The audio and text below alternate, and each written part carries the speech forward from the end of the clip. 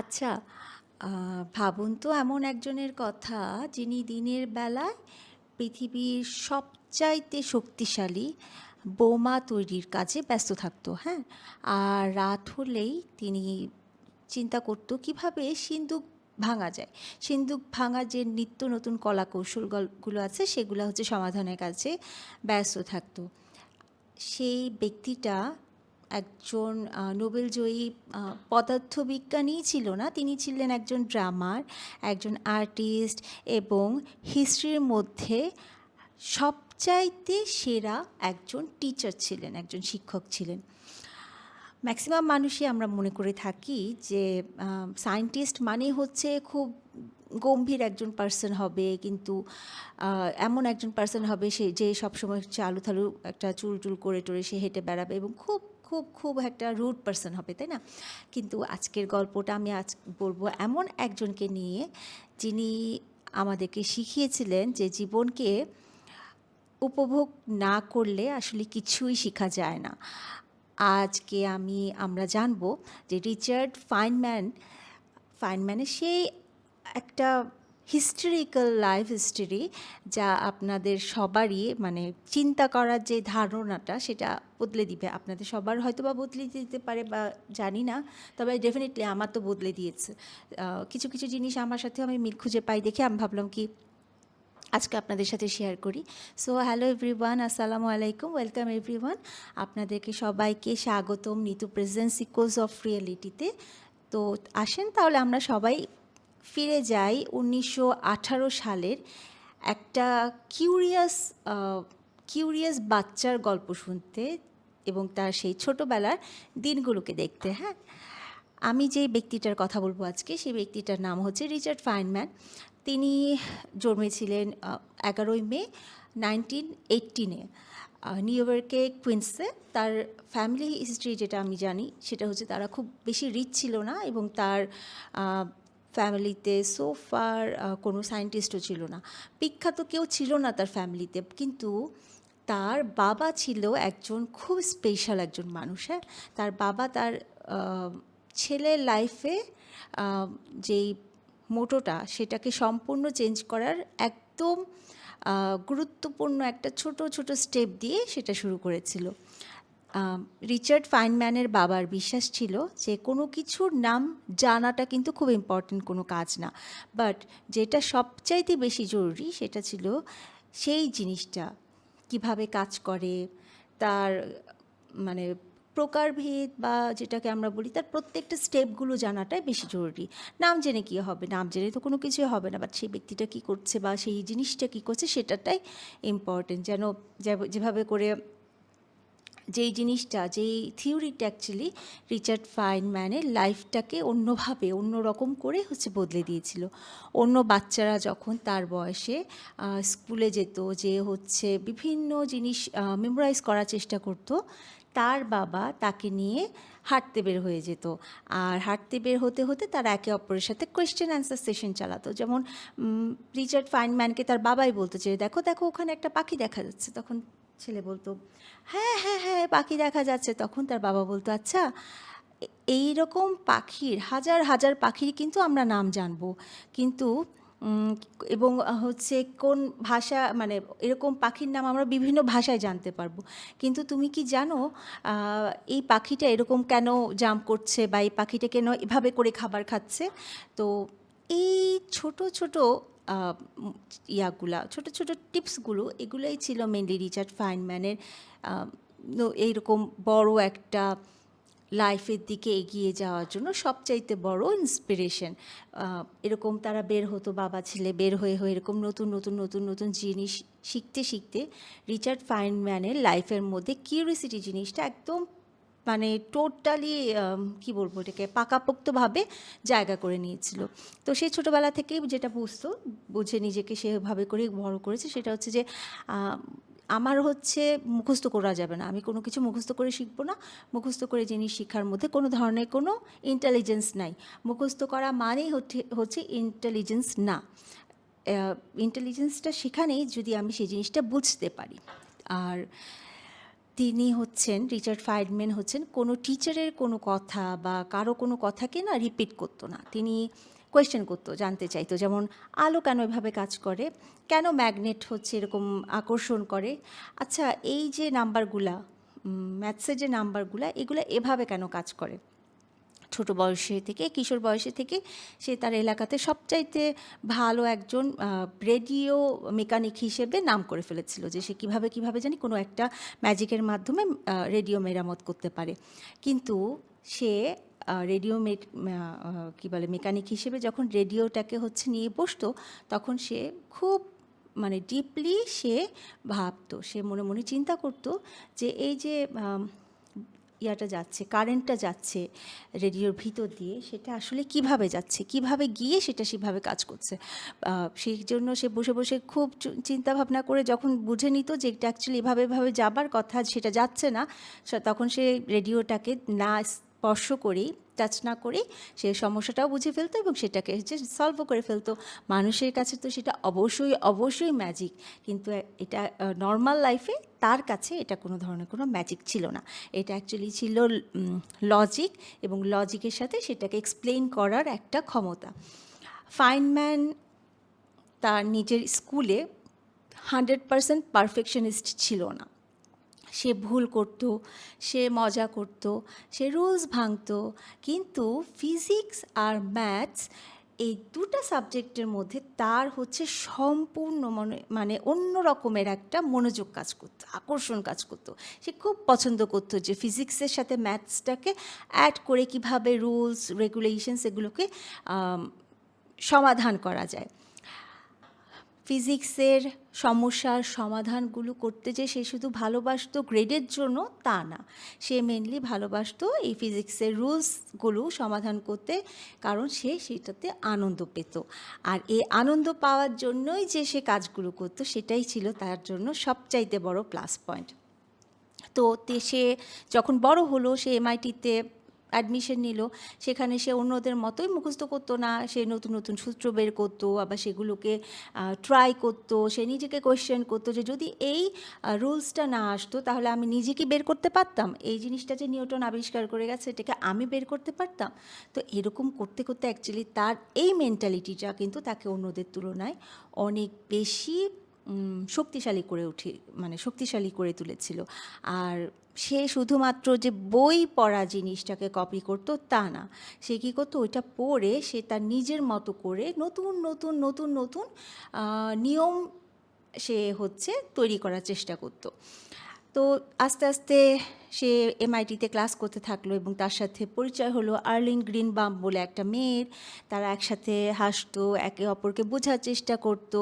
কিন্তু আর্লিন ঠিক সেই সময় ভীষণ গুরুতর একটা রোগে আক্রান্ত ছিল, টিউবারকিউলোসিস, যেটাকে আমরা বাংলায় যক্ষ্মা বলে থাকি। ডাক্তাররা বারবার হচ্ছে রিচার্ডকে ফাইনম্যানকে বলেছিল মানে যে তুমি যদি ওকে বিয়ে করো তাহলে তোমার লাইফটা কিন্তু অনেক কঠিন হবে, ও বেশি দিন সারভাইভ করবে না। বাট ফাইনম্যান কিন্তু ভয় পায়নি, সে তাকে ঠিকই বিয়ে করেছিল। আর এখান থেকেই কিন্তু আমরা জানতে পারি যে একটা সায়েন্টিস্ট হতে হলে কিন্তু শুধুমাত্র গুরুগম্ভীর এবং লজিকবিহীন কী বলবো রোবোটিক মেন্টালিটি হলেই হবে না, তার মধ্যে আবেগও থাকতে হবে, ইমোশনও থাকতে হবে। এমআইটির পরে সে পিএইচডি করতে চলে যায় প্রিন্সটনে। আর ঠিক তখনই শুরু হয় second world war. Second world war যখন শুরু হয় তখন হচ্ছে লন্ডন গোপনে গোপনে কাজ শুরু করে হচ্ছে, লন্ডন বলছি, আমেরিকা গোপনে গোপনে কাজ শুরু করে ম্যানহ্যাটন প্রজেক্টে, যেখানে তারা হচ্ছে পারমাণবিক বোমা তৈরির মিশনটা নিয়ে কাজ করে। এবং সে কারণে তরুণ ফাইনম্যানকে, সে তখন ইয়াং একটা ছিল, তার পিএইচডি তখনও সে কমপ্লিট মোটামুটি করেনি, এর মাঝখানেই মানে ইয়াং ফাইনম্যানকে ইনভিটেশন পাঠানো হয় যে তুমিও আসো, এসে আমাদের সাথে নিউক্লিয়ার বম করার জন্য, মেক করার জন্য তোমরা আমাকে হেল্প করো। তো সে তো অ্যাকচুয়ালি তখন রাজনীতির যে ক্যালকুলেশনটা, এটা সে খুব একটা বুঝতো না, কিন্তু সে এটা বুঝতো যে এমন একটা সায়েন্টিফিক কাজে তাকে ডাকা হচ্ছে যেটা করতে সে ভালোবাসবে বা সেটা মানে সেটার যে ইয়াটা আছে ব্যাপারটা আছে সেটা সে হচ্ছে সলভ করলে তার নিজের কাছেও ভালো লাগবে। সে এই কৌতূহল থেকে কিউরিওসিটি থেকে এবং সে যে এটাকে সমাধান করবে এটার আনন্দ থেকেই সে কি কিন্তু এই যে নিউক্লিয়ার বমের যে ইয়াটা মিশনটা ছিল তৈরি করার মিশনটা সেখানে সে যে যোগ দেয় এবং তার সেই সিদ্ধান্তটাই কিন্তু ইতিহাসের সবচাইতে শক্তিশালী এবং বিতর্কিত ঘটনার কেন্দ্রে তাকে নিয়ে যায়। লস অ্যালামোসে তখন তৈরি হয়েছিল তাদের একটা সিক্রেট ল্যাবরেটরি, মানে একটা সিক্রেট ল্যাবরেটরি তৈরি হয়েছিল, সেখানে তারা হচ্ছে মেনলি এসব নিয়ে কাজ করতো, এই যে নিউক্লিয়ার বম নিয়ে কাজ করতো। তো সেখানে সিকিউরিটি বেশ কঠিন ছিল, এমনকি কেউ যদি কাউকে চিঠি লিখতো সেটাও সেন্সর করা হতো, যদি কেউ ফোনে কথা বলতো সেই ফোনটাও হচ্ছে মানুষজনের নজরদারিতে থাকতো, ইভেন যদি কেউ এখান থেকে ওখানে কোনো ধরনের কোনো কথা বলতো সেটাও কিন্তু তাদের হচ্ছে মানে তারা হচ্ছে সেটাও কড়া নিরাপত্তা আইনের ভিতরে রাখতো, সিকিউরিটির ভিতরে রাখতো। বাট আমাদের যে ফাইনম্যান তিনি কিন্তু একই রকম ছিল, সে কিউরিসিটি নিয়ে কাজ করতো, সে খেলাধুলা পছন্দ করতো, ইভেন সে কিন্তু ভীষণ পরিমাণে সাহসী একজন ব্যক্তি ছিল। তো সেই সময় সে কী করতো, সে তো ভাবতো যে আচ্ছা আমার তো নতুন নতুন ক্লুগুলো খুঁজে বের করতে হবে। তো সে কী করলো, ওখানে যে কতগুলো সেফ ছিল না, সেফগুলোকে হচ্ছে ভাঙা শুরু করলো। ভাঙা শুরুর মেন কারণটা এটা না যে সে ভেঙে ভেঙে সবাইকে দেখাতে পারতো যে আই এম দ্য বেস্ট, এরকম কোনো কিছু না। সে মেনলি প্রমাণ করতে চাইতো যে এখানে সিকিউরিটিটা ততটা শক্তিশালী না যতটা শক্তিশালী তোমরা মনে করছো। সেই সেফটা ভাঙতো, ভেঙে সেটার ভিতরে গোপনে গোপনে একটা নোট রেখে যেত যে আমি হচ্ছে এটার ভিতরে ডকুমেন্ট নাম্বার এক্স ধার নিয়েছি। এখন নিউক্লিয়ার বোম বানানোর সময় যে মানে নিউক্লিয়ার বোম বানানোর যে কাজটা ছিল সেটা কিন্তু অত্যন্ত পরিমাণে একটা খুব মানে টাফ কাজ ছিল। এটা তো বোঝাই যায় যে যেহেতু বোমা বানানো এটা কিন্তু ভীষণ পরিমাণে একটা টাফ কাজ ছিল।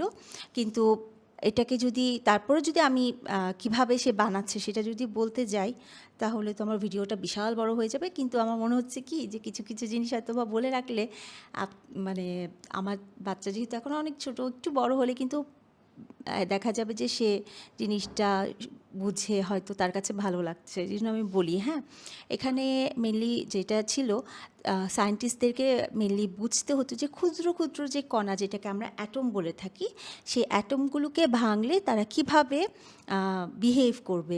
কিছু নির্দিষ্ট পরিমাণে অ্যাটম আছে যেগুলো ভাঙলে ভীষণ পরিমাণে ফোর্স নিয়ে তারা বের হয়, আবার সেই ফোর্সগুলোর যে রিয়াকশনটা আছে সেটাকে কিভাবে কন্ট্রোল করতে হবে সেটার জন্য তাদেরকে ফিজিক্সের সাথে ম্যাথসের একটা খুব সূক্ষ্ম নিখুঁত একটা ক্যালকুলেশনের দরকার হতো। ফাইনম্যানের দায়িত্ব ছিল এই যে হিসাবগুলো এগুলোকে সমস্ত অ্যাকুমুলেট করা, আর এই সিস্টেমটা তৈরি করার জন্য তারা যে পুরো টিমটা ছিল সেটাকে আরও কার্যকর কীভাবে করতে হবে সেটাকে ঠিকঠাক করা। এই জটিল সমস্যা যেটা আছে যে মানে টাফ যে হিসাবটা আছে সেটা কিন্তু ফাইনম্যান খুব সহজে করে দিতে পারতো এবং অন্যদেরকেও কিন্তু পরিষ্কারভাবে বুঝতে সাহায্য করতো। তো তিনি নর্মালি তখন বিশ্বাস করতো যে তুমি যদি নিজে কোনো একটা বিষয় ভালোভাবে ক্লিয়ারলি বুঝতে না পারো তাহলে কিন্তু তুমি সেটাকে অন্য কাউকে বোঝাতেও পারবা না। এটাই ছিল তার লাইফের একদম পারফেক্ট মোটো। তো সেই সময় তিনি যখন এই সায়েন্টিফিক পাজলটা সলভ করছিল সেই সময় তার হচ্ছে ওয়াইফ আর্লিন হসপিটালে দিন দিন উইক হয়ে যাচ্ছিল এবং শরীরটা তার খুব একটা ভালো ছিল না, কারণ টিউবারকিউলোসিসের তখন কোনো ট্রিটমেন্ট ছিল না, যে কারণে টিউবারকিউলোসিস তার শরীরের ভিতরে ভয়ঙ্কর হয়ে উঠছিল এবং রিস্কি হয়ে যাচ্ছিল। তাকে তার আশেপাশে কাউকে যেতে দেওয়ার ক্ষেত্রে ব্যারিয়ার দেওয়া হচ্ছিল, যে কাউকে যেতে দিতে চাচ্ছিল না। তো বাট ফাইনম্যান যতবার তার ওই যে যেই ইয়াটা ছিল কি বলবো, যেই একটা তারা যেখানে নিউক্লিয়ার বমটা বানাচ্ছিল সেইখান থেকে যতবারই সে বের হতে পারছিল ততবারই কিন্তু যে সে তার ওয়াইফকে দেখে আসছিল। অনেক রিস্ক ছিল বাট সে কিন্তু রিস্কগুলো মানতো না। তো এখানে মেনলি সে বলতো, তাকে যখন ডাক্তাররা বলতো তা এটা তো অনেক রিস্কি, আপনি যে ওনার সামনে যাচ্ছেন এটা তো আপনার শরীরের জন্য ভালো না, তখন সে বারবার বলতো কি আমি তো রিস্ক দেখে ওকে বিয়ে করিনি, আমি তোকে ভালোবাসতাম সে কারণেই আমি ওকে বিয়ে করেছি। আর সায়েন্স, মডার্ন সায়েন্স হোক বা যে কোনো সায়েন্স হোক, সায়েন্স হচ্ছে রিস্ক হিসাব করে কিন্তু ভালোবাসা তো সেটা করে না। তো একবার চিন্তা কর মানে আমরা একবার একটু চিন্তা করি যে একদিকে যেরকম ইতিহাসের সবচাইতে বড় একটা বিধ্বংসী অস্ত্র তৈরি করা হচ্ছিল, অন্যদিকে আমাদের কারোর জীবনে খুব প্রিয় মানুষ ধীরে ধীরে মৃত্যুর দিকে এগিয়ে যাচ্ছে। তো এই একটা চাপই তো অনেককে ভেঙে ফেলে, তাই না? কিন্তু ফাইনম্যান তার নিজের কাজটা চালিয়ে যাচ্ছে। তার হ্যাঁ ইমোশন ছিল, সে কাজ ভালোবাসতো, কিন্তু দুটোকেই সে আলাদা করে নিয়েছিল। 1945 সালের দিকে জুলাইয়ে নিউক্লিয়ার বম্ব প্রস্তুত হয়ে গেল। তো প্রথমেই তারা হচ্ছে এটাকে পরীক্ষা করার জন্য নিয়ে গেল মরুভূমিতে। মরুভূমিতে প্রথমে পরীক্ষা করা হলো এবং ট্রিনিটি টেস্টে হিসেবে আর কি। আলো ঝলসে উঠল, বিশাল বড় ধাক্কা লাগলো এবং একটা নিউ এরা ফর্ম হলো। ফাইনম্যান পরে বলল তিনি এই নিউক্লিয়ার বমটা মানে আবিষ্কার করে কোনো ধরনের কোনো মানে পিওর কোনো ধরনের কোনো আনন্দ পাননি, বরং তিনি অনুভব করেছিলেন যে বিভ্রান্তি, একটা ধাক্কা, যে কেন মানে কেন এটা আবিষ্কার করলাম, মানে সে তো আর মানে রাজনীতি পলিটিক্সের যে জটিল সমীকরণগুলো এগুলো তো আর সে বুঝতে পারতো না। তো এরপরে কি হলো, হিরোশিমা নাগাসাকিতে বোমা ফেলা হলো, হাজার হাজার মানুষ মারা গেল এবং যুদ্ধ শেষ হলো, পৃথিবী বদলে গেল। এবং ফাইনম্যান পরবর্তীতে স্বীকার করে যে তিনি অ্যাকচুয়ালি সেই সময়টাতে মোরালিটির দিকটা চিন্তা করেননি। তিনি তখন শুধুমাত্রই তার কনসেন্ট্রেশন কোথায় রেখেছিল, শুধুমাত্র সায়েন্স আর রিজলভের দিকে, যেটা কিভাবে আমি সায়েন্সটাকে সলভ করব এবং কিভাবে নিয়ে যাব, এদিকেই তার হচ্ছে টোটালি কনসেন্ট্রেশনটা ছিল। পরবর্তীতে জীবনে তিনি উপলব্ধি করেন এটা, যে সায়েন্স যেমন খুব শক্তিশালী হতে পারে, সায়েন্স ঠিক সেরকমই বিপজ্জনকও হতে পারে। যুদ্ধ শেষ হয়ে গেল, তিনি ভিতরে ভিতরে খুব ফ্রাস্ট্রেটেড হয়ে গেল, কারণ তার কারণে, তার একটা আবিষ্কারের কারণে, তার আবিষ্কারে সাহায্য করার কারণে কতগুলো লোকজন মারা গেল। এটা চিন্তা করে করে সে নিজে খুবই ডিপ্রেশনে চলে গেল। তো এবং তার ঠিক পরপরই 1945 সালের দিকে আর্লিনো মারা যান। তার লাইফের সবচেয়ে প্রিয় মানুষকে সে হারায় এবং এরপরে সে একদম বেশ অনেক দিন মানে তার কাছে মনে হলো যে আমার এই ফিজিক্স আমার কাছে একদমই ইউজলেস, এখন আমার কাছে পুরো অর্থহীন মনে হচ্ছে, আমি কিছুতেই কোনো কিছু করতে পারবো না। তো যুদ্ধ শেষ হয়ে যাবার পরে ফাইনম্যান পরবর্তীতে কর্নেল ইউনিভার্সিটিতে পড়ানো শুরু করে। তো কাগজে কলমে তো এটা তার জন্য অবশ্যই একটা সাফল্য, হ্যাঁ, গ্লোরিফাইং একটা জিনিস ছিল, বাট আফটার অল সে হচ্ছে একটা রিনাউন্ড একজন সায়েন্টিস্ট, কিন্তু ভিতরে ভিতরে সে কিন্তু খুবই ডিপ্রেস ছিল। তার খালি মনে হচ্ছিল যে আমি মনে হয় ফিজিক্সের প্রতি দিনে দিনে আগ্রহ হারিয়ে ফেলতেছি, আমার হয়তো ফিজিক্স হয়তো বা এখন আর ভালো লাগছে না। তো এরকম দিন যাচ্ছে দিন যাচ্ছে দিন যাচ্ছে, তো একদিন তিনি কী করলো, ক্যাফেটেরিয়াতে ঘুরতে থাকলো, ঘুরতে ঘুরতে হঠাৎ তিনি দেখলো যে একটা স্টুডেন্ট একটা প্লেট ছুঁড়ে মারলো এবং প্লেটটা ছুঁড়ে মারার পরে প্লেটটা না ঘুরছে এবং দুলতে দুলতে ঘুরছে। তো ওরা তো খুব একটা পাত্তা টাত্তা দিল না, বাট ফাইনম্যান তাকায় থাকলো, তাকায় থাকতে থাকতে চিন্তা করলো আচ্ছা এটা ঠিক কীভাবে দুলছে। তো এটা চিন্তা করে সে কী করলো, হিসাব করা শুরু করলো। হিসাব করা শুরু করার কারণটা ছিল কোনো ধরনের কোনো প্রেশারের কারণে করেনি, কোনো কম্পিটিশনের জন্য করেনি, অথবা কোনো ওয়ার হচ্ছে সেটার জন্য করেনি। সে শুধুমাত্র পিওর কিউরিসিটি থেকেই এটা হিসাব করা শুরু করলো যে প্লেটটা ছুঁড়ে মারার পরে সেটা দুলছে কীভাবে। আর ঠিক সেই মোমেন্টে তার জীবনে ফিজিক্স আবার আনন্দ নিয়ে আসছে, আবার তার জন্য একটা অন্য রকমের ইমোশনের জায়গা নিয়ে আসছে। সে ফিজিক্সের প্রতি কোনো চাপ তখন পেল না, সে হচ্ছে বরং কিউরিসিটি দিয়ে সেটাকে রিজলভ করার ক্ষেত্রে একদম চোখ নাক কান বন্ধ করে নেমে পড়ল। সে এরপরে রিচার্ড ফাইনম্যান কাজ শুরু করলো আলো আর পদার্থ মানে ফিজিক্স, সেটা কিভাবে একে অপরের সাথে ইন্টারাকশন করে কাজ করে, আর মেনলি এটাকে বলা হয় কোয়ান্টাম ইলেকট্রোডাইনামিক্স। তো কিউইডি এটাকে বলা হয়। তো যদিও শুনতে খুব জটিল, কিন্তু সহজভাবে যদি বলা হয় এটা হচ্ছে মেনলি যদি আমরা ধরি লাইট, আলো, আলো হচ্ছে একটা ছোট্ট ক্ষুদ্র শক্তির একটা প্যাকেট। আমি একদম সহজভাবে বলার চেষ্টা করছি, দেখি, আমি জানি না, আমি তো খুব একটা ভালো করে বুঝাই বলতে পারি না, আর এই ফিজিক্স জিনিসগুলোতেও আমার একটু ফোবিয়া আছে। তারপর আমি চেষ্টা করব যেটুকু আমি বুঝি আমি আপনাদেরকে বুঝিয়ে বলতে পারবো কিনা, কারণ রিচার্ড ফাইনম্যানকে কিন্তু আমার খুব ভালো লাগে যে সে তার লাইফটা একটু ডিফারেন্ট। আচ্ছা, আমি আবার বোঝায় বলার ওদিকে যাই। এখানে মেনলি হচ্ছে যে আমরা যদি আলোটাকে ধরি একটা খুব ছোট ক্ষুদ্র একটা শক্তির প্যাকেট, আম এই শক্তির প্যাকেটটাকে মেনলি বলা হয় ফোটন। এই ফোটন ইলেকট্রনের মতো ছোট ছোট কণার সাথে ইন্টারাকশন করে, হ্যাঁ? ইন্টারাকশন করে তারা হচ্ছে কি বলবো এটাকে, কি বলে, ইন্টারাকশন করে, কিন্তু এই ইন্টারাকশনটা কিভাবে করে এটাই হচ্ছে জানার কাজটা হচ্ছে উনি তখন রিসার্চ করে বের করার চেষ্টা করছিল। তো এখানের মধ্যে এইটার সাথে তো তার হচ্ছে ম্যাথসটাকেও অ্যাড করতে হবে। তো এইটার সাথে যে ডাইনামিক্স, এইটার সাথে হচ্ছে ম্যাথসটা ছিল ভয়ঙ্কর পরিমাণে আম, জটিল একটা সমীকরণ, হ্যাঁ? অন্য সায়েন্টিস্টরা তো খুবই হিমশিম খাচ্ছিল যে এটা কীভাবে আমরা রিজলভ করব, বাট ফাইনম্যান বিভিন্নভাবে ভাবা শুরু করলো, এভাবে না এভাবে, এভাবে না এভাবে, এবং তিনি লম্বা ইকুয়েশনের পরিবর্তে তিনি ছবি এঁকে এঁকে এটাকে রিজলভ করার চেষ্টা করলো। তিনি কণার যে ইন্টারাকশনটা এটা বোঝানোর জন্য তিনি হচ্ছেন একদম খুব ইজি একটা ডায়াগ্রাম তৈরি করলো। আর আজকে আমরা এইগুলোকে বলে থাকি ফাইনম্যান ডায়াগ্রাম। এই সে যে ইকুয়েশনটাকে হচ্ছে ছবি আকারে বের করলো, এই ছবিগুলো হচ্ছে পদার্থবিদ্যাকে খুবই ইজি করে দিল, এবং অ্যাবস্ট্রাক্ট যে ম্যাথসটা আছে সেটাকে আমরা ভিজুয়ালি গল্পের আকারে আস্তে আস্তে করে পড়া শুরু করলাম। আর এটাই ছিল তার একটা অন্যরকম প্রতিভা। 1965 সালের দিকে তিনি হচ্ছেন ফিজিক্সে নোবেল পুরস্কার পান।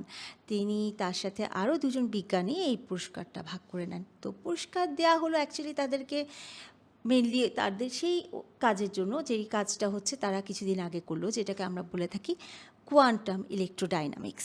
তো এই কাজের জন্য তারা হচ্ছে নোবেল পুরস্কার পায়, কিন্তু ফাইনম্যানের কাছে এই নোবেল পুরস্কার পাওয়াটা কিন্তু খুব বেশি আনন্দের কিছু ছিল না। সে পুরস্কার নিতে আসেনি, পুরস্কারের পিছনে ছুটতে আসেনি, সে জানতে এসেছে, জানাতে এসেছে যে আমি কী জেনেছি। তো যখন সে যখন পুরস্কার পেল তখন সে মেনলি পুরস্কারটাকে সবাইকে দেখিয়ে বেড়ার জায়গায় সে সেটাকে আলমারিতে রেখে দেওয়াটাকে বেশি পছন্দ করতো, সে সেটাকে আলমারিতে রেখে দিত। তো যাই হোক, এরপরে সে তো ইউনিভার্সিটিতে ক্লাস নিত, কর্নেল ইউনিভার্সিটিতে। তো কর্নেল ইউনিভার্সিটিতে ক্লাস নেওয়ার সময় স্টুডেন্টরা সবসময় তার লেকচারগুলো খুবই আনন্দ আনন্দ আনন্দ পেত। তার লেকচারগুলোকে সে এত সুন্দর করে খুব ইজিলি বুঝায় বলতো যে স্টুডেন্টদের কাছে কখনো বিরক্ত লাগতো না। আর তিনি যে নিজে খুবই সে বুদ্ধিমান এটাও কিন্তু কাউকে সে প্রুফ করার চেষ্টা করতো না। তিনি চাইতেন যে আমি যতটুকু বুঝেছি আমি অন্যকে যাতে খুব ইজিলি বুঝায় বলতে পারি, এবং অন্যরা যাতে আমার কথাটা বুঝতে পারে। আর এটাই ছিল তার ইন্টেলিজেন্স। এটাই মেনলি করে সে হচ্ছে বুঝিয়ে দিচ্ছে যে সায়েন্টিস্টরা আসলে ইন্টেলিজেন্ট হয়। তো নোবেল পুরস্কার সে অ্যাচিভ করার পরে তার সামনে অনেক অনেক দরজা খুলে যায়। অনেক বড় বড় অনুষ্ঠানে তাকে ডাকা হয়, বিভিন্ন কনফারেন্সে ডাকা হয়, তাকে বিশাল বড় বড় ডিনারে ইনভিটেশন পান। কিন্তু তার কাছে না কেন জানি এই জিনিসগুলো খুব একটা ভালো লাগতো না। তিনি যেই সোসাইটির মধ্যে, যেই প্রোগ্রামের মধ্যে ইগো বেসড কোনো প্রোগ্রাম হতো, তিনি সেগুলো কিন্তু এড়িয়ে চলতো, অ্যাভয়েড করতো।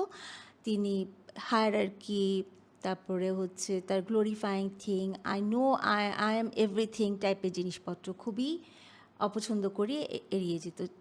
তিনি ওখানে যেতে পছন্দ করতো না। তো এরকম সময় তিনি একবার বলেছিল যে আমি এমন জায়গায় যেতে পছন্দ করি না যেখানে আমি জিনিসটা ভাবতেই আমার ভালো লাগবে টাইপের কোনো কিছুতে আমি যেতে চাই না, এবং আমি সেই ধরনের সার্কেলে আসলে মিশতেও পছন্দ করি না। তো পরবর্তীতে উনি যেটা বলতো সবসময় তার স্টুডেন্টদের কাছে যে আমাকে এমন একটা কোয়েশ্চেন দাও যার অ্যান্সার কেউ কখনো দিতে পারবে না, এবং তার চাইতেও বেশি ভয়ঙ্কর কিছু দাও, যেটা হচ্ছে এমন একটা অ্যান্সার দাও যেই অ্যান্সারের কোনো কোয়েশ্চেন নাই। এইটাই অ্যাকচুয়ালি তার হচ্ছে ক্যারেক্টারিস্টিক্সকে কিন্তু প্রুফ করে যে সে মেনলি কাউকে এম্পাওয়ারমেন্টের কী বলে, আনন্দটা সেটা নিয়ে থাকতে চায় না, সে কিউরিসিটিকেই বেশি সম্মান করে। ফাইনম্যানের একটা দিক হচ্ছে সবাইকে অবাক করতো, সেটা হচ্ছে তিনি ড্রাম বাজাতে পছন্দ করতো। আর যেই সেই ড্রাম না, সে বঙ্গ ড্রাম বাজাতে পছন্দ করতে। একজন নোবেল বিজয়ী ফিজিক্সের একজন পদার্থবিদ, যিনি ড্রাম বাজাচ্ছেন, অন্যকে ড্রাম বাজাতে উৎসাহ দিচ্ছেন। আম, তিনি কিছুদিন ব্রাজিলে থেকে এসে ড্রামের উপরে আরও কিছু লেসন নিয়ে আসছেন এবং সেটা সবার সামনে বাজাচ্ছেন। তো অনেক সায়েন্টিস্ট কী করতো, তার এই ব্যাপারটাকে নিয়ে খুব ক্রিটিসাইজ করতো, বলতো কি এটা একদম আনপ্রফেশনালিজম। বাট ফাইন ম্যান মনে করতো, আমি তো মানুষকে ইনফ্লুয়েন্স করার জন্য বাঁচিনি, আমি মানুষকে ইনফ্লুয়েন্স করতেও চাই না, আমি ফুল আমার লাইফটাকে লিড করছি, আমি আমার শর্তে লিড করছি এবং আমি আমার যেটা ভালো লাগে আমি সেটা করেই যাব। সে ছবি আঁকতো, সে গান গাইতো, সে ড্রাম বাজাতো, সে এক্সপেরিমেন্ট করতো। তার একটা পরিচয়ের মধ্যে সে নিজেকে কিন্তু আটকে রাখে নাই। সে তিনি ছিলেন ভীষণ ইন্টেলিজেন্ট, সেই সাথে সে খুবই মিশুক একটা ভদ্রলোক ছিলেন। আর্লিন মারা যাবার পরে তিনি হচ্ছেন আবার বিয়ে করেন, বাট তার দ্বিতীয় স্ত্রী মেরি লুইস বেলের সাথে তার বেশি দিন সংসার করা হয়ে ওঠে নাই, তাদের মধ্যে সেপারেশন হয়ে যায়। পরে তিনি গুইনেথ হাওয়ার্থকে বিয়ে করেন। তাদের একটা ছেলে ছিল কার্ল, পরে তারা একটা মেয়েকে দত্তক নেয়, মিশেল নামে একটা মেয়েকে দত্তক নেয়। তিনি, যেটা বলা হয়ে থাকে, তিনি শুধুমাত্র একজন সায়েন্টিস্ট ছিলেন না, তিনি কিন্তু চমৎকার একজন বাবাও ছিলেন।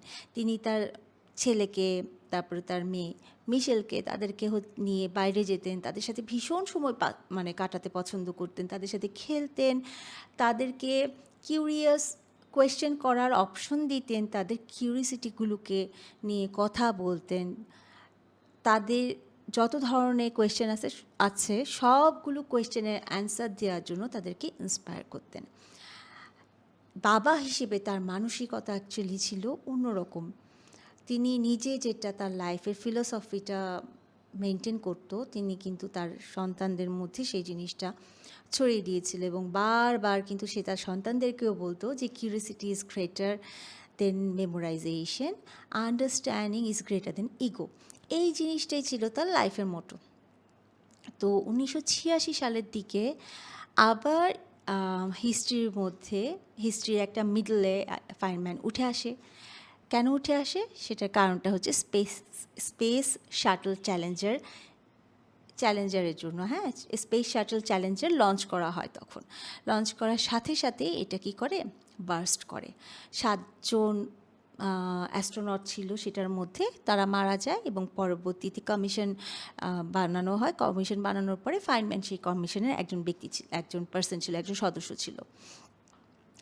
অনেক কমিশনে যারা হচ্ছে ইনভেস্টিগেশনের জন্য ছিল, তাদের মধ্যে ম্যাক্সিমামই তাকে বলছিল যে তুমি যতটুকুই জানবা তুমি কিন্তু এটা কারোর সাথে শেয়ার করবা না, আমরা সমস্যাটা লুকাই ফেলি, না হলে দেখা যাবে যে পাবলিক আমাদেরকে ধরে ধরে হচ্ছে ব্যাশিং করবে, পিটাবে। বাট ফাইনম্যান ডিসঅনেস্টিটা কখনোই পছন্দ করতো না। সে কী করলো, সরাসরি লাইভ টেলিভিশনে চলে গেল। লাইভ টেলিভিশনে যে সে একটা ইজি এক্সপেরিমেন্ট করে দেখালো। তিনি একজন জিরো রিং নিল, রাবারের একটা জিরো রিং নিল, নিয়ে সেটাকে হচ্ছে আইস ওয়াটারের মধ্যে রাখলো। আইস ওয়াটারের মধ্যে রাখার পরে তিনি সেটাকে ভালো মতো করে ব্যাখ্যা করে বলল যে যখন জিরো রিং কোনো একটা ঠান্ডা টেম্পারেচারের মধ্যে থাকবে, তখনই সেটা হচ্ছে ফ্লেক্সিবিলিটিটা হারায় ফেলবে এবং এইটা ফ্লেক্সিবিলিটিটা হারিয়ে ফেললেই কিন্তু এটার থেকে এক্সপোজারটা হবে, এক্সপ্লোশনটা হবেই হবে। তো হাজার হাজার লাইভ টেলিভিশনের মধ্যে সে যখন এই বিশাল বড় সত্যটাকে প্রকাশ্যে নিয়ে আসছে, তখন সবাই তো বুঝতে পারলো যে কোথায় কী সমস্যা হচ্ছে, কারণ বিজ্ঞানীরা ভালো মতো করে সেটা বানায়নি, তারা এক্সপেরিমেন্ট ছাড়াই বানিয়েছে। তো তখন তারা বুঝতে পারলো, মানে হাজার মানুষের কাছে সে কিন্তু প্রুফ করলো যে সে he valued for truth more than the power. হ্যাঁ, তো পরবর্তীতে তার লাইফে সে হচ্ছে শেষের দিকে আসার পরে সে ক্যান্সারে আক্রান্ত হয় এবং মৃত্যুর মুখে যখন সে বারবার ডাক্তারের কাছে যাচ্ছিল, তখনও তাকে বেশ কিউরিয়াস, সে বিভিন্ন ফিজিক্সের এক্সপেরিমেন্টগুলো নিয়ে সে হচ্ছে তখনও কাজ করে করে যেত। তো ডাক্তাররা যখন তাকে প্রশ্ন করতো, তখন ডাক্তারদের কাছ থেকে যখনই কিছু জেনে আসতো, তখন সেগুলো নিয়েও সে কী করতো, পড়াশোনা করতো। তার শরীরের মধ্যে যে ক্যান্সারটা আছে সেটা কিভাবে হয়েছে, কিভাবে না হয়েছে, কি কি কারণ হলো এই তার যে রোগটা, সেটাকেও সে একটা সায়েন্টিস্ট হিসেবেই দেখতো। শেষের দিকে সে অবশ্য ডাক্তারদেরকে বলল যে, ডাক্তার, আমি কিন্তু দুবার মরতে চাই না, এটা খুবই বিরক্তিকর। তো সে এই ধরনেরই মানুষ ছিল যে হচ্ছে সবসময় যোগ করতেও পছন্দ করতো, সে খুব একটা গুরুগম্ভীর পার্সন ছিল না। তিনি মারা যান 15ই ফেব্রুয়ারি 1988 সালের দিকে। কিন্তু তার যে মানে লেকচারগুলা, তার যে বইগুলো, তার যে ফিলোসফিগুলো, তার যে ডায়াগ্রামগুলো, এগুলো আজকেও হাজার হাজার মানুষকে কিন্তু স্টিল শিখাচ্ছে। ফাইনম্যান একজন পদার্থবিদ ছিলেন না, তিনি ছিলেন হচ্ছে সিম্বল অফ কিউরিসিটি। কারণ কিউরিসিটি এমন একটা কিছু যেটা যে কোনো কাউকে যে কোনো কিছু হিসেবে গড়ে তুলতে পারবে। আর ফাইনম্যান যেটা শিখালো সেটা হচ্ছে যে জিনিয়াস হয়ে কিন্তু জন্মাতে হয় না, শুধুমাত্র প্রশ্ন করতে করতে একটা মানুষ একটা সময় জিনিয়াস হয়ে যায়। আর তার সবচাইতে বিশাল বড় উত্তরাধিকার ছিল হচ্ছে তার নিজস্ব নোবেল পুরস্কার। সে যে ইয়াটা পেয়েছিল আর কি, নোবেল পুরস্কারটা পেয়েছিল, সেই নোবেল পুরস্কারটা থেকে সে হচ্ছে অনেক কিছু, তার এক্সপেরিমেন্টগুলো, লেকচারগুলো সে কিন্তু সুন্দর করে লেকচারগুলো তার রেখে দিয়ে গিয়েছিল। এবং সেই তার যে লেকচারগুলো আছে সেটাকে ক্যালটেকে লেকচারগুলো কিন্তু সুন্দর মতো করে রেখে দেওয়া হয়েছে, কারণ এগুলা দিয়ে দিয়ে কিন্তু আজও স্টুডেন্টদেরকে লেখা মানে পড়ানো হয়, শোনানো হয় তার লেকচারগুলো। এগুলাকে মেনলি বলা হয় ফাইনম্যান লেকচার্স অন ফিজিক্স। তো তিনি মেনলি ছিল যে ছোট ছোট যে সূক্ষ্ম সূক্ষ্ম ব্যাপারগুলো আছে না ফিজিক্সের, সেগুলাকে সে হচ্ছে একদম ভেঙে সেটাকে কিভাবে ব্যাখ্যা দেওয়া যায়, সেটাকে ইলাস্ট্রেট করা যায়, সেটা তার স্টুডেন্টদেরকে যতক্ষণ পর্যন্ত লজিক দিয়ে বোঝানো যায় ততক্ষণ পর্যন্ত সে লজিক দিয়ে বোঝাতো। বাট তাদেরকে কিন্তু কোনোভাবেই মেমোরাইজ করতে দিত না, মুখস্থ তোমাদের করাই যাবে না টাইপের অবস্থা আর কি। হ্যাঁ, তার সেই লেকচারগুলো ইউনিভার্সিটিতে যেটা বললাম আজও পড়ানো হয়, তার ভয়েসটা কিন্তু এখনও শোনানো হয় স্টুডেন্টদেরকে। তো আমরা ফাইনম্যানের যেই লাইফ স্ট্রিটা থেকে যেই টেকনিকগুলো শিখলাম সেটা হচ্ছে যে খুব সহজ ভাষায় তোমাকে শিখতে হবে, অ্যাজ ইফ তুমি একটা কোনো বাচ্চাকে শেখাচ্ছ। এবং যেখানে তুমি আটকে যাবে যে না আমি তো পারি না, না আমি তো বুঝতে পারছি না, তাহলে সেখানে অবশ্যই তোমাকে সেটা খুঁজে বের করতে হবে যে কেন তুমি পারছো না। দরকার হলে তোমাকে আবার লেখাপড়া করতে হবে বা আবার সহজভাবে বোঝার চেষ্টা করতে হবে। ফাইনম্যানের যে লাইফ হিস্ট্রিটা, সেখানে আমরা দেখি ফাইনম্যান কিন্তু একজন নোবেল বিজয়ী ছিলেন, বাট তার সবচাইতে পছন্দের জায়গাটা ছিল সেই যখন তার স্টুডেন্টদেরকে পড়াতো। তার কাছে মনে হতো কি যে আমি আমার স্টুডেন্টদেরকে বোঝানোর চেষ্টা করছি কীভাবে কিউরিসিটিটাকে কাজে লাগিয়ে বিভিন্ন ছোট ছোট সমস্যার সমাধান করা হয়, করতে পারি। তো তিনি যখন মারা যান তার বয়স হয়েছিল মাত্র 69, 69 বছর। বাট আমরা তো এটা বুঝি তাই না, তিনি মারা গেলেও কিন্তু তার ইনফ্লুয়েন্সটা কিন্তু স্টিল এখনও থেমে থাকেনি। আর রিচার্ড ফাইনম্যান আমাদেরকে ফাইনম্যানকে অ্যাকচুয়ালি মনে করা হয় যে বিংশ শতাব্দীর অন্যতম শ্রেষ্ঠ পদার্থবিদ। হ্যাঁ, যেরকম তিনি অন্যতম শ্রেষ্ঠ পদার্থবিদ ছিল, ঠিক সেরকম তিনি কিন্তু একজন খুব ভালো শিক্ষক ছিল এবং ভীষণ পরিমাণে ট্রাস্টওয়ার্দি পারসন ছিল। একজন পারসন যে হচ্ছে তার লাইফে কোনো ইচ্ছাকে মোটামুটি অপূর্ণ রাখে নাই, খেলাধুলা করতো, ড্রাম বাজাতো। এবং তার বইগুলো surely you are joking mister Feynman, আর হচ্ছে what do you care what other people think, এগুলো কিন্তু আজকেও সারা বিশ্বে পড়ানো হয়, ফুল ওয়ার্ল্ডের মধ্যে কিন্তু স্টিল এখনও এগুলো পড়ানো হয়। তার ডায়াগ্রামগুলো কিন্তু এখনও ফিজিক্সের গবেষণার মধ্যে ইউজ করা হয়। রিচার্ড ফাইনম্যানের লাইফটা আমাদেরকে কিন্তু একটা বিশাল বড় শিক্ষা দেয়। কী শিক্ষা দেয় বলেন তো? শিক্ষাটা দেয় যে কিউরিসিটিকে কখনো হারতে দেওয়া যাবে না। তোমার যদি কিউরিসিটি থেকে থাকে তুমি কোয়েশ্চেন করো, কোয়েশ্চেন করে সেটা অ্যান্সার খোঁজার চেষ্টা করো, অবশ্যই অবশ্যই তুমি সেটা অ্যান্সার পাবা। সেই সাথে জিনিয়াস হয়ে জন্মানোর চাইতে সবচাইতে বেশি জরুরি হচ্ছে জীবনের প্রত্যেকটা ছোট ছোট ঘটনার পেছনে কেন এবং কিভাবে খুঁজে বের করা। ফাইনম্যানের এই সহজ করে বোঝানোর টেকনিকটা কি আপনারা আপনাদের লাইফে পড়াশোনাতে বা কাজে ব্যবহার করতে চান? আমাকে অবশ্যই কমেন্ট করে জানাবেন। আর ভিডিওটা যদি ভালো লেগে থাকে তাহলে অবশ্যই লাইক দিবেন, আপনার বন্ধুদের সাথে শেয়ার করবেন যারা শিখতে ভালোবাসে। আর আপনার যদি বাস্তব জীবনে এমন আরও ইন্সপিরেশন হবে টাইপের অথবা মিস্টেরিয়াস গল্প শুনতে পছন্দ করেন, তবে Nitu presence Echoes of reality চ্যানেলটা সাবস্ক্রাইব করে ফেলবেন, বেল আইকনটা চাপ দিবেন। তাহলে দেখা হবে পরবর্তী ভিডিওতে। ততক্ষণ পর্যন্ত কিউরিওসিটি নিয়ে থাকবেন, শিখতে থাকবেন এবং সবাইকে অনেক অনেক ধন্যবাদ। আসসালামু আলাইকুম।